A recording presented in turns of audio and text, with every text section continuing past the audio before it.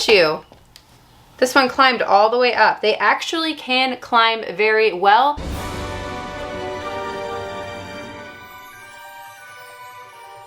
It's frog day. It is finally frog day. You guys have been asking me for updates on my rain frogs since I posted the first video. Now, I do post updates on them pretty regularly on my Instagram, so if you're not following me there, definitely go check it out. It's at Tarantula.Kat, and if I ever have animals that you like want updates on, but I'm not making full videos about them on YouTube, that's usually where I do most of my like little updates, like updates that aren't really worthy of like a full video. Now, I wouldn't say that the frogs are not worthy of a full video. I just needed time to kind of observe them, see how they're doing, see like what their behavior even is in this bin enclosure that we set up. It is a temporary bin enclosure. I did end up putting this huge piece of cork bark in here, and the reason why I did that is because I found that they are very active frogs, which it kind of helped me decide to go with a 20-gallon long enclosure, which is what we are going to be rehousing them in. So I ended up putting this piece of cork bark in here because I noticed that they were climbing around a lot. During the day,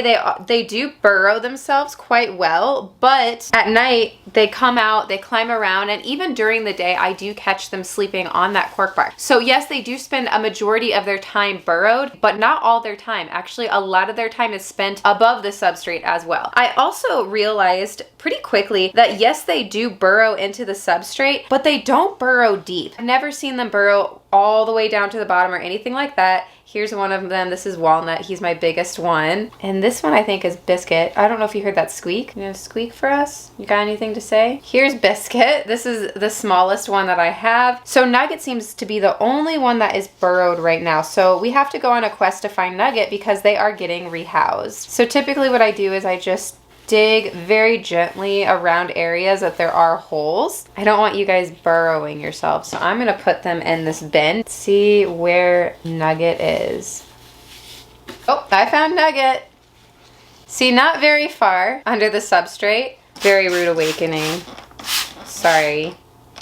Look how good we are looking though. We look so good. Hi. I was told that I would never see them and that they would stay hidden all the time. That has not been my experience at all. I see them all the time. And not only do I see them all the time, but I also hear them all of the time. They are very squeaky, and all night they'll just kind of squeak on and off, which is, I find very reassuring because I know that they're okay. And yeah, they are communal. You do need at least a group of 3, and I find this to be a great number to deal with. There's not too many that I can't keep track of them, but there's enough for them to keep each other company and kind of have that little unit that I guess they would have in the wild. Now remember, these are wild caught. All rain frogs are wild caught as of now, and they just recently started coming into the pet trade in the United States, which is why their price tag is so incredibly high. And if you're just like an average keeper, I really wouldn't recommend buying them because they are really expensive and they're really new to the hobby, and they're all wild caught. Captive breeding hasn't really started yet. I think we will get there. It's probably going to be a little bit of a slow process and a little bit of a trial and error because we just don't know. There's a lot we just don't know about them, and a lot of issues that can come with wild caught frogs. So fortunately,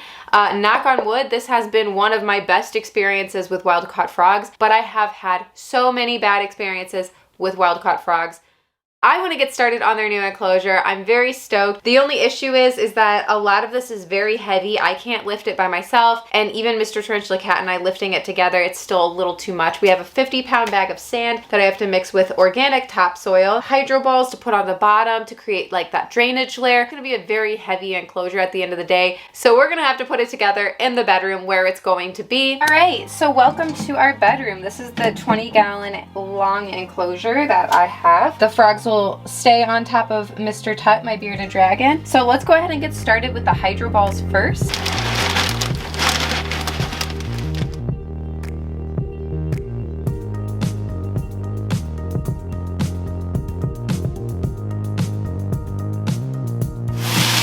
So now we are going to put down this mesh. This will just keep the substrate from going into the hydro balls. And then we're gonna go ahead and put some soil in and then the sand, and we're just gonna keep mixing it together until I get like the right consistency. Oh, it has like some wood chips in it though. I don't know if I like that. I don't know, maybe we'll do Reptisoil. I don't know how I feel about the wood chips. What do you guys think? I think the wood chips might be a little too sharp for them. So let's go ahead and switch to Reptisoil. It just made me too nervous to use that. So I am switching it to all Reptisoil. Just because these frogs make me so freaking paranoid, we're just gonna do all Reptisoil. We know we can trust it. All right, sand time.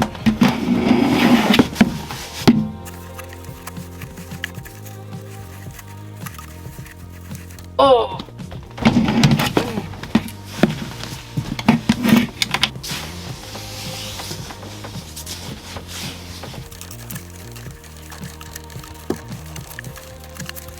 Oh yeah, that is so heavy.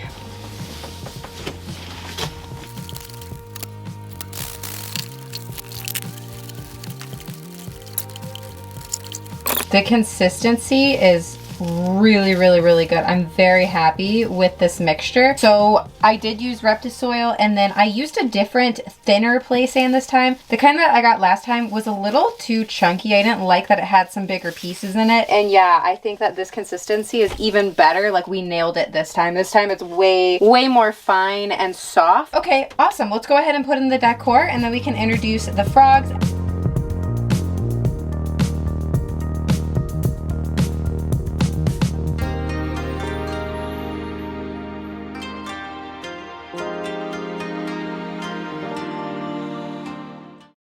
I'm gonna be super sore tomorrow, but we got it done. Very happy with how it came out as well. I'll give you guys like a better look. But before we do that, I thought, let's go ahead and try offering them some food. Oh, it looks like somebody pooped. Somebody did poop. Very, very cool. Because I do want to get their stool tested for parasites. So I'm going to actually save that turd, and we're gonna move them into a different enclosure.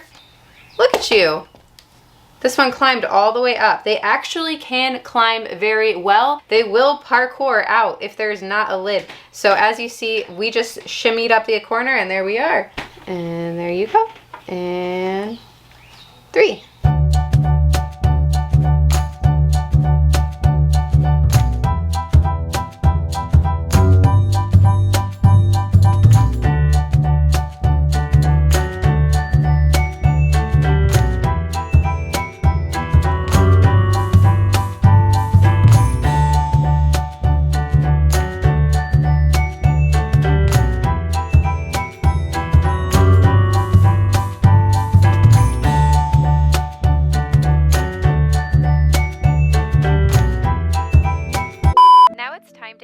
The frogs into their new enclosure. First, we're adding Walnut. He's my largest of the 3, and he's always the one that eats the most, so I think he's gonna enjoy being able to hunt and walk around when it comes to feeding time in here.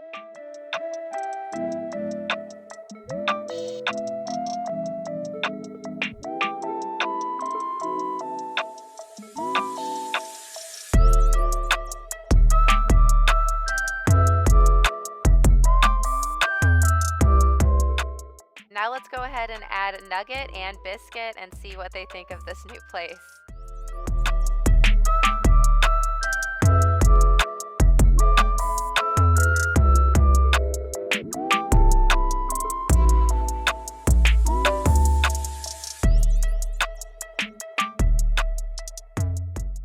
So I'm really happy that I observed them for so long before upgrading them into this enclosure, because it really gave me an idea of how to set this up best for them. I did feel with how active they were that a 20-gallon long would be best for the 3 of them, and I also added a lot of wood and places that they can climb up because they do seem to really enjoy climbing. They also obviously need a bunch of substrate to burrow, but not as much as I gave them before. So I felt like this was a good amount. They can still burrow pretty deep down, but I can't see them going any deeper than like halfway of this. Now, although I gave them a bunch of things to climb on, I still kept it pretty simple because I want to be able to find them. I want to be able to lift up a piece of cork bark or feel around and just dig them up if I have to check on them. I also didn't want to overdo it with the decor because not only do I want to monitor the frogs and be able to dig them up easily and make sure they're okay, but I also wanted to make sure I didn't create too many spaces for the crickets to hide and not get eaten. So I really feel good about this. I think that this is a great upgrade for them. I think that they will benefit from it, but I don't think it's too big and scary for them to get lost, for their food to get lost, or for them not to be able to find their prey.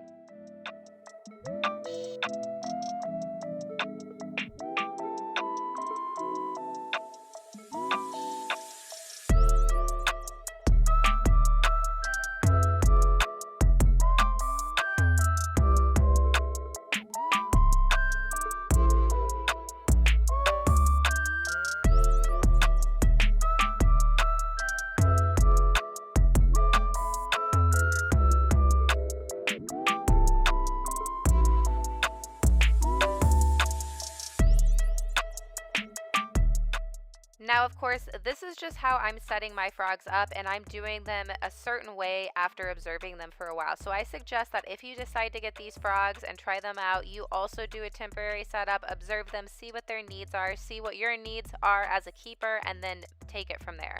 And yeah, I'll continue to monitor them, and I'll continue to keep you guys updated. So that is it for today's video. I hope you guys enjoyed. Like it if you did, subscribe if you're not, and you want to be. Don't forget I have an Instagram that I use probably way too much. It's at Tarantula.Kat. You can go follow me there. I also have a Patreon podcast. New episodes of the podcast, by the way. New merch, brand new Discord. It's all linked down below. Check it all out. I will see you guys soon. Let's get into the Patreon pet picks.